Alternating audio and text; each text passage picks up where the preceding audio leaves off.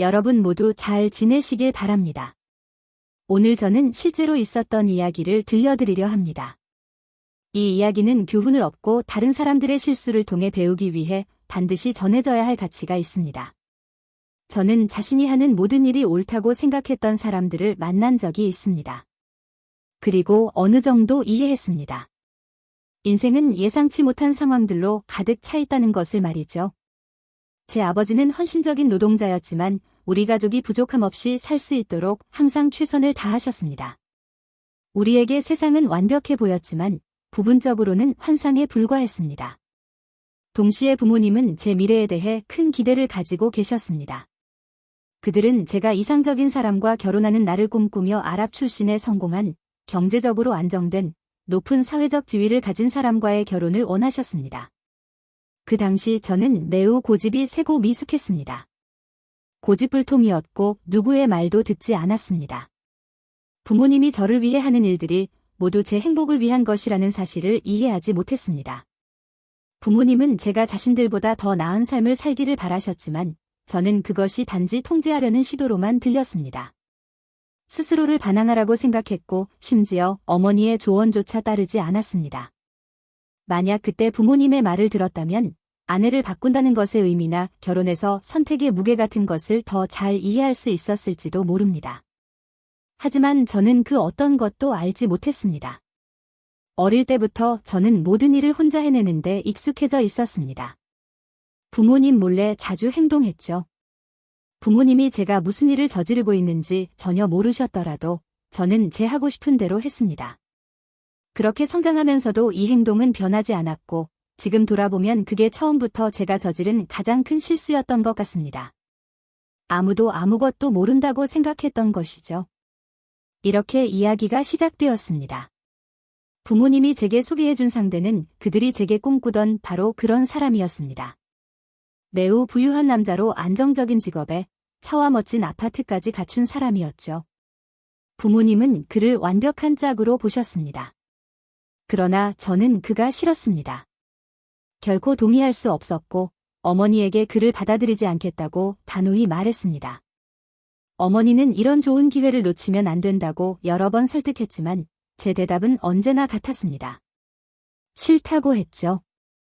그때 아버지가 끼어들어 무슨 일이 일어나고 있는지 이해하려고 하셨습니다. 저는 용기를 내어 고백했습니다. 네, 저는 다른 사람을 사랑하고 있었고 그 외에는 아무도 원하지 않았습니다. 그가 누구냐는 질문에 저는 그의 이름을 말했습니다. 한 카페에서 바리스타로 일하는 젊은이였어요. 저는 그 외에 누구도 바라지 않았습니다. 놀란 아버지는 그를 만나보고 싶다고 하셨습니다. 다음 날, 제 사랑하는 사람이 와서 아버지와 마주 앉았습니다. 아버지가 그에게 뭘 줄 수 있냐고 물었을 때 그는 솔직히 대답했습니다. 그는 자신의 집이 없었고 필요하다면 테라스의 작은 방이라도 빌리겠다고 했습니다. 함께라면 무언가를 이룰 수 있다고 믿었지만 그것은 부모님의 기준에 미치지 못했습니다. 아버지의 질문에 그는 솔직히 자원이 부족하다고 인정했는데 그럴 때마다 아버지는 점점 더 놀라셨습니다. 한편 저는 이상하게도 행복했습니다. 마치 그런 물질적인 것들이 저에게는 정말 중요하지 않은 것처럼 느껴졌어요. 너무 사랑에 빠져서 아무것도 무겁게 느껴지지 않았습니다. 그러나 지금은 부모님이 제가 보지 못했던 것들을 보고 계셨다는 것을 압니다. 아버지는 단호하게 거절하며 대화를 끝내겠다고 하셨습니다. 저는 항의하며 아버지가 마음대로 끝낼 수는 없다고 했습니다. 저는 그를 사랑했고 다른 누구와도 결혼하지 않겠다고 말했죠. 그러나 아버지는 단호하게 대화를 마무리하셨고 처음 제안했던 부유한 상대와 다시 이야기하자고 하셨습니다. 저는 여전히 거부했습니다. 다음 날, 저는 그에게 전화를 걸어 다른 사람과 결혼하지 않겠다고 절박하게 고백했습니다. 그는 제가 엄청난 압박을 받고 있다는 것을 알고 충격을 받았습니다. 우리가 느끼는 사랑은 강했고, 저는 그와 함께하겠다고 결심했죠. 우리는 미래에 대해 이야기하며 어디에 살 것인지 의논했습니다. 그는 아직 아무것도 준비되어 있지 않다고 솔직히 말했지만 저는 어머니가 주신 금화 2개와 값비싼 펜던트를 팔아서 함께 시작하자고 했습니다. 우리는 일하며 맞서 싸우겠다고 다짐했습니다. 그는 동의했고 다음 날 아침 10시에 기차역에서 만나 도망쳐서 다른 도시에서 새로운 삶을 시작하기로 했습니다. 우리는 계획대로 다른 주로 이동해 결혼했습니다. 처음에는 모든 것이 완벽해 보였습니다. 우리는 서로의 존재만으로 행복했고 즐거웠습니다. 그러나 한 달도 지나지 않아 설렘은 사라지기 시작했습니다. 다툼이 생겼고 우리는 일상의 지루함과 좌절을 느끼며 돈과 책임에 대해 싸우기 시작했습니다. 생활비가 점점 무겁게 느껴졌고 우리 둘 다 해결책이 없었습니다. 그는 내가 나가서 일하라고 했지만 나는 그가 해야 한다고 주장했습니다. 싸움은 계속되었고 마침내 그는 내가 어떤 일이든 찾아서 해야 한다고 암시하며 심지어 수상한 일이라도 하라고 제안했습니다. 나는 거절했고 그가 돈을 벌어와야 한다고 주장했죠. 그때 그는 충격적인 사실을 밝혔습니다. 카페에서 일하는 것은 그저 겉모습에 불과했고 사실 그는 불법적인 물질을 팔고 있었습니다. 나는 경악하며 그에게 여기서는 그런 일을 하지 말라고 애원했습니다. 그는 전 도시에서는 연락망도 있고 안전했지만 여기서는 아는 사람도 없고 결과가 두려웠다고 설명했습니다. 우리는 절망의 순환 속에 살고 있었고 우리의 금도 거의 바닥나기 일보 직전이었습니다.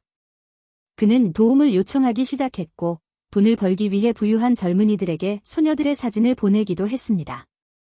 상황은 점점 더 견딜 수 없게 되었고 그가 벌어오는 돈은 충분하지 않았습니다. 어느 날 그 젊은이들이 뜻밖의 요구를 했습니다. 그들은 그가 여성 캐릭터로 등장하는 영상을 원했습니다. 그는 어찌할 바를 몰랐고 완전히 길을 잃은 듯했습니다. 남자인 그로서는 그 요구를 들어줄 수 없었고 유일한 해결책은 나를 끌어들이는 것이었습니다. 그는 내가 그들과 대화하며 짧은 영상을 만들어 달라고 애원했습니다. 처음에는 완강히 거부하며 제정신이냐고 물었습니다. 그러자 그는 조급하게 나를 다그치며 말했습니다. 일어나서 일하러 가든가 아니면 내가 내려가서 돈을 벌 수 있는 일을 찾아올게. 농담하는 줄 알아. 그는 나에게 인내심을 가지라고 말하며 내가 그의 곁에 있으면 돈을 많이 벌 수 있을 거라고 약속했습니다. 나는 그가 화를 낼까 봐 두려워서 결국 마음을 굳게 먹고 동의했습니다. 나는 누군가가 나를 알아볼 경우를 대비해 얼굴을 완전히 가리는 가면을 썼습니다. 부모님이나 우리 공동체의 누군가가 나를 알아본다면 재앙이었을 겁니다. 나는 사람들과 소통하고 작은 영상을 보내기 시작했습니다. 그리고 정말로 돈이 들어오기 시작했고 점점 더 많아졌습니다. 수입이 증가할수록 상황은 통제불능이 되어갔습니다. 돈의 흐름이 너무 커져서 곧 그는 비싼 집을 떠나 더 저렴한 오래된 아파트로 이사하기로 했습니다. 그는 전화기에 매달려 송금과 돈을 받는 일을 처리하며 모든 것을 통제하려 애썼습니다. 하지만 상황은 더 복잡해졌습니다. 어느 날 그들은 내 신체 일부를 보여주면 더 큰 금액을 지불하겠다고 요구했습니다. 그는 당연히 우리에게는 그 돈이 필요하다고 하며 수입을 늘려야 한다고 나를 압박했습니다. 선택의 여지가 없는 나는 결국 받아들이게 되었고 그것이 내 마음을 얼마나 괴롭게 만드는지 알면서도 따를 수밖에 없었습니다. 그렇게 나는 그들의 요구를 들어주기 시작했습니다. 돈은 계속해서 많이 들어왔고 한동안 우리는 경제적으로 안정적이었습니다. 그러나 돈이 들어오는 와중에도 우리 삶의 긴장감은 커져만 갔습니다. 일자리를 찾아 나가야 한다는 생각은 우리를 괴롭혔지만 우리는 절망만이 친구가 되어버린 상황에 갇혀 있었습니다. 우리 관계는 완전히 지루한 상태로 떨어졌습니다. 우리는 행복하지 않았고 함께 있는 것도 더 이상 즐겁지 않았습니다. 몇 주, 때로는 한 달 동안 아무런 친밀감도 없이 지냈습니다. 결혼 초반, 항상 활기차고 함께 있는 시간을 즐겼던 때와는 너무도 달랐습니다. 그러던 중 나는 페이스북에 스와핑 그룹을 만들어 보는 것이 어떻겠냐는 생각을 했습니다. 일상을 깨뜨릴 무언가가 필요했으니까요. 그에게 내 제안을 말하자 그는 충격을 받고 믿기지 않는다는 눈으로 나를 쳐다보며 어떻게 그런 제안을 할 수 있냐고, 그런 제안을 받아줄 사람이 정말 있을 거라고 생각하냐고 물었습니다. 그럼에도 불구하고 그는 그 아이디어를 고려하기 시작했습니다. 지루함을 깨는 방법이 될 수 있으며 아마도 우리 관계에 새로운 방향을 제시할 수 있다고 말했습니다.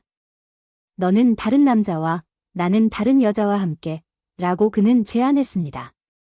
나는 즉시 그럴 수 없다고 말하며 절대 그런 일을 하지 않을 거라고 했고 어떻게 그런 생각을 할 수 있느냐고 물었습니다. 하지만 그는 계속해서 나를 어리석다고 부르며 그 일에 연루되면 많은 돈을 벌 수 있다고 주장했습니다.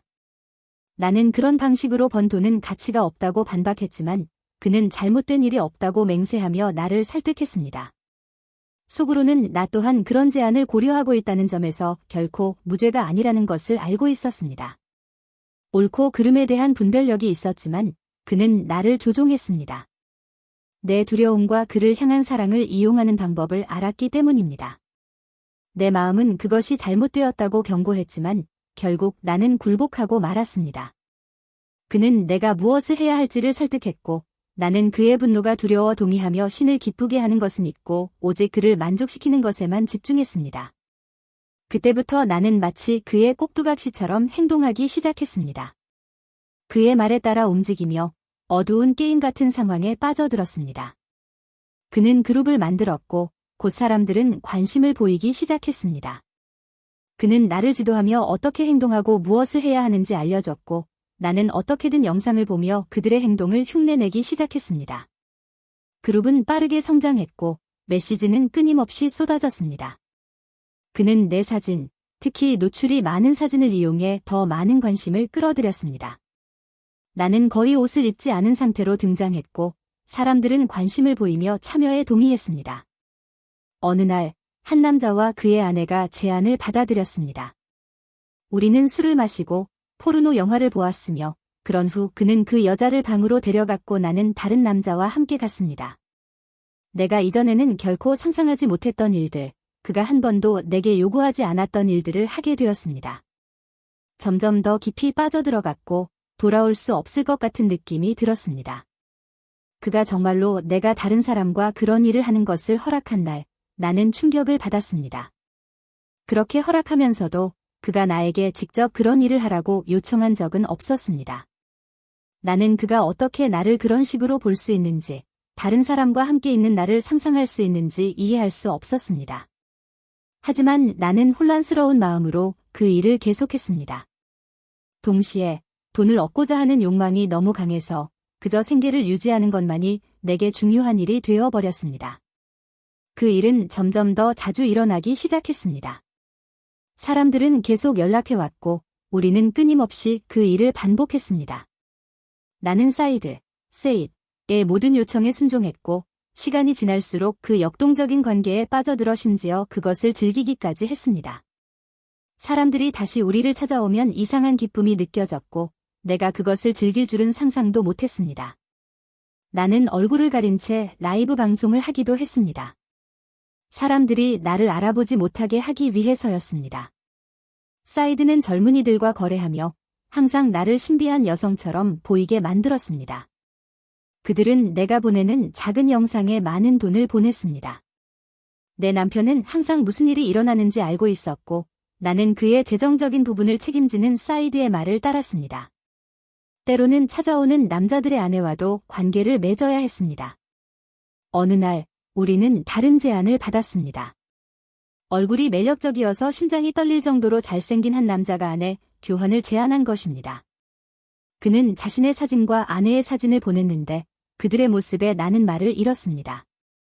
그 남자는 매우 매력적이었고 자신감이 넘치는 모습이었습니다. 그의 아내 또한 믿을 수 없을 만큼 아름다웠습니다. 사이드는 그 사진을 보여주며 나를 재촉했고 나는 망설였습니다. 하지만 그는 고객을 잃을까 두려워하며 그들을 받아들이기로 했습니다. 그들은 정말 눈부셨습니다. 거의 비현실적으로 느껴질 정도였죠. 그 남자는 근육이 잘 발달된 체격에 키가 크고 카리스마가 넘쳤습니다. 그의 아내는 사이드의 시선을 사로잡았고 나는 사이드가 그렇게 놀라는 모습을 본 적이 없었습니다. 그들과 마주쳤을 때 하산, 헛산이라고 자신을 소개한 남자가 나를 강렬한 시선으로 바라보며 내 심장이 멎을 뻔했습니다. 그는 나와 직접 연결된 것 같은 느낌을 주었고 내 남편과는 한 번도 느껴보지 못한 감정이었습니다.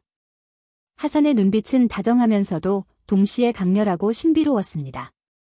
나는 즉각적인 끌림을 느꼈고 그 감정에 불안해졌습니다. 나, 사이드, 하산, 그리고 그의 아내는 함께 앉아 술을 마시고 음식을 먹으며 자극적인 영화를 보았습니다. 마침내 계획대로 할 때가 되었습니다.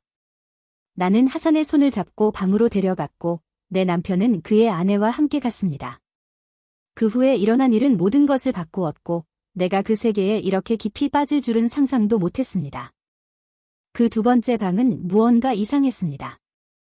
그곳에 들어선 순간부터 나는 하산과 완전히 몰입하게 되었고 이전에 한 번도 해본 적 없는 방식으로 그에게 몸을 맡겼습니다. 그 순간의 강렬함에 놀랐지만 하산은 내가 하고 있는 것에 몹시 만족해하는 것처럼 보였습니다. 처음으로 이전에 한 번도 느껴보지 못한 쾌락을 경험했습니다.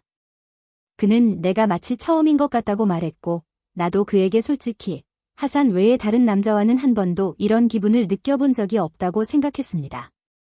그곳의 분위기는 너무나 편안해서 그가 나를 떠나고 싶어 하지 않았고 나 역시 그 방을 나가고 싶지 않았습니다.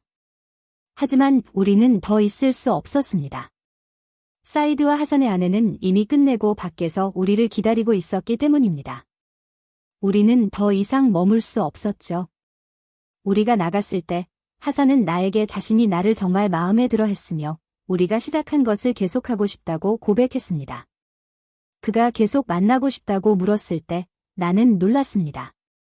지금까지 어떤 남자도 나에게 그런 방식으로 이야기한 적이 없었고 특히 우리가 처한 상황에서는 더더욱 그랬습니다. 물론 나는 하산에게 사이드가 내가 무엇을 하든지 전혀 질투하거나 신경 쓰지 않았다는 사실을 말할 수 없었습니다. 하지만 하산은 그런 것을 알 필요가 없었습니다. 내 남편은 모든 것을 아무런 질문 없이 받아들이는 것 같았고 그 사실이 나를 더욱 혼란스럽게 만들었습니다.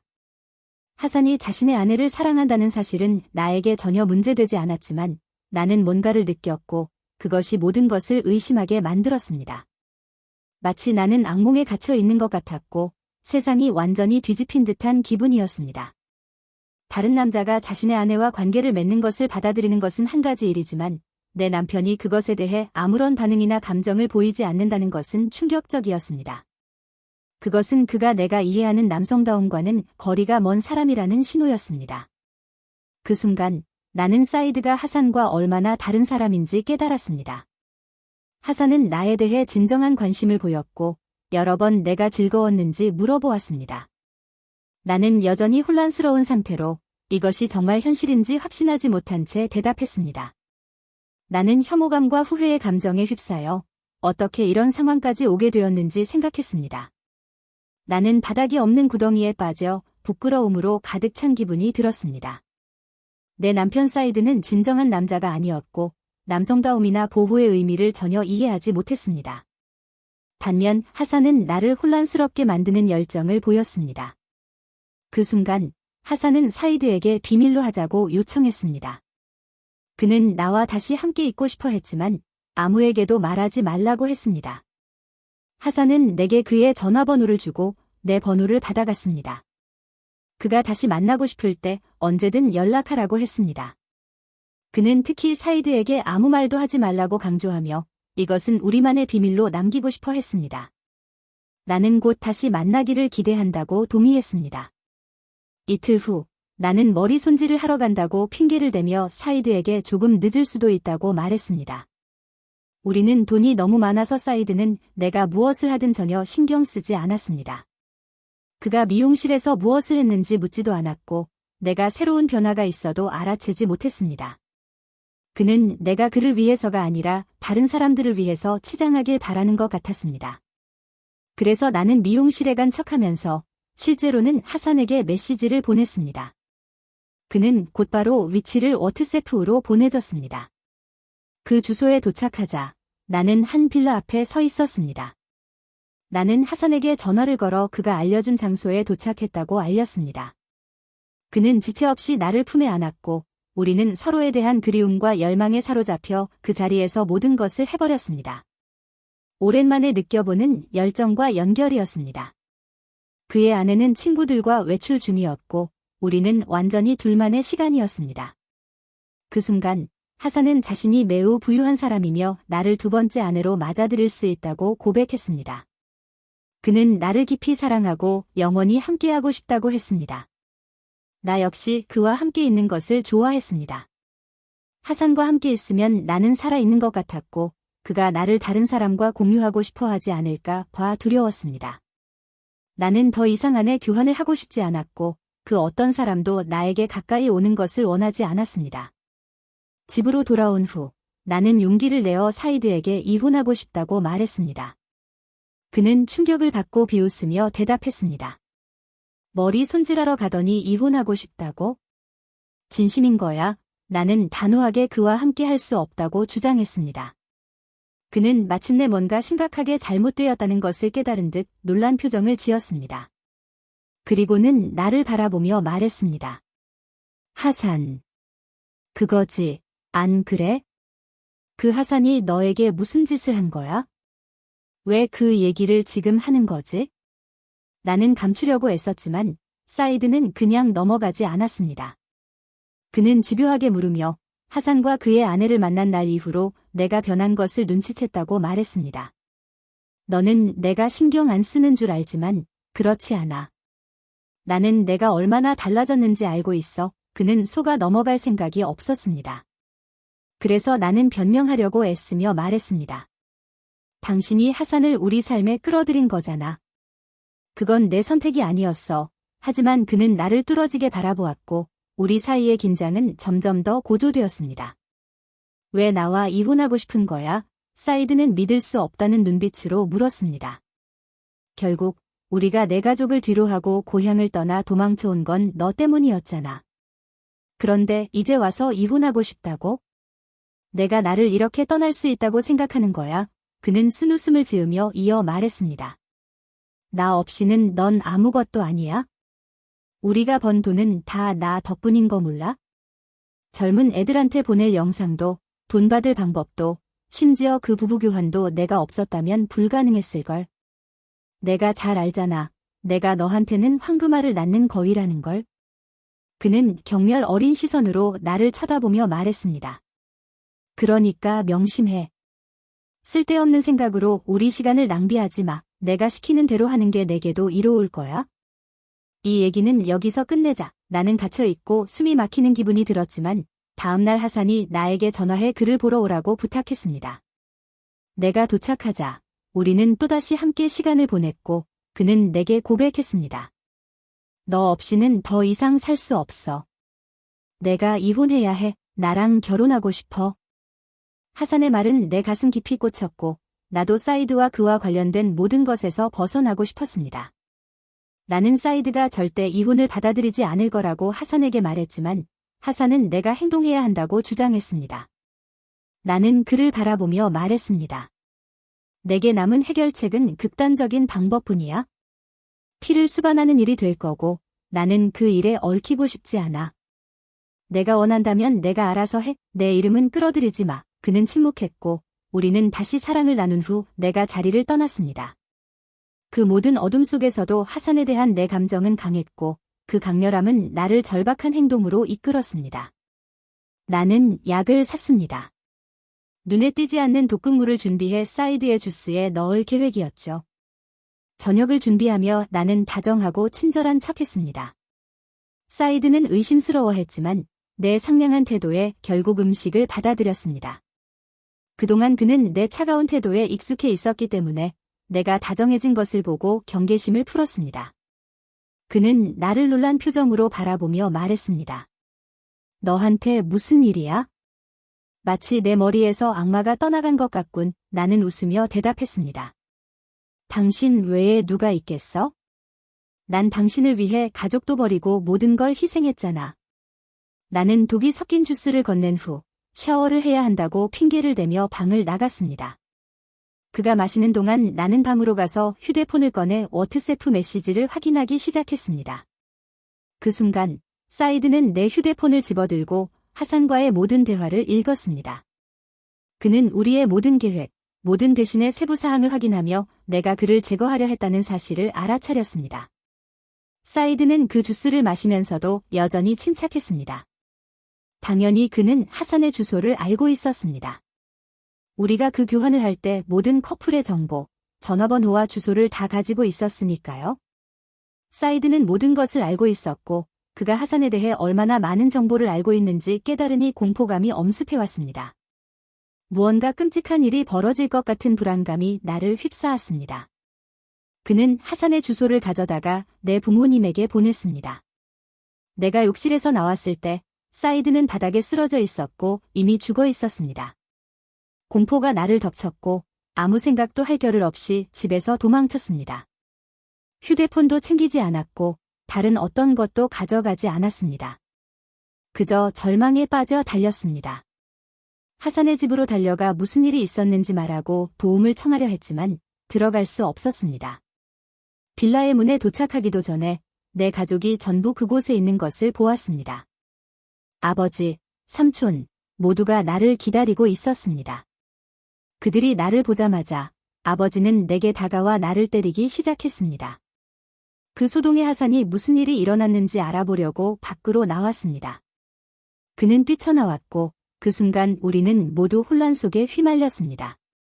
하산의 아내가 베란다로 나와 그 장면을 보고 즉시 경찰에 신고했습니다. 경찰이 도착하자 우리 모두를 경찰서로 데려갔습니다. 그곳에서 경찰은 우리를 신문하기 시작했습니다. 부모님은 내가 2년 전 집을 떠나 하산과 금지된 일들에 연루되어 있었다고 이야기했습니다.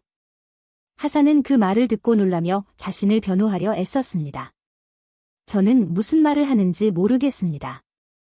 이 사람들이 누구인지도 모릅니다. 그는 아무런 불법적인 일에 연루되지 않았다고 주장하며 우리의 관계는 부부 교환에서 시작되었고 자신은 내 남편의 죽음과 관련이 없다고 말했습니다. 경찰이 남편이 누구냐고 묻자 하산은 사이드가 내 남편이며 내가 그를 죽일 계획을 세웠다고 설명했습니다. 그는 자신은 직접적인 관련이 없으며 내가 이야기한 내용만 알고 있다고 부인했습니다. 그 후 경찰은 사이드의 집 주소로 갔습니다. 그곳에서 그들은 바닥에 쓰러져 있는 그의 시신과 나와 하산이 주고받은 모든 메시지가 담긴 내 휴대폰을 발견했습니다. 그 메시지들은 결정적인 증거였습니다. 내가 사이드를 제거하면 하산과 결혼하겠다고 약속한 내용이었죠. 그 메시지들 덕분에 하산은 무죄를 입증받았습니다. 그는 풀려났고 모든 죄는 나에게 돌아왔습니다.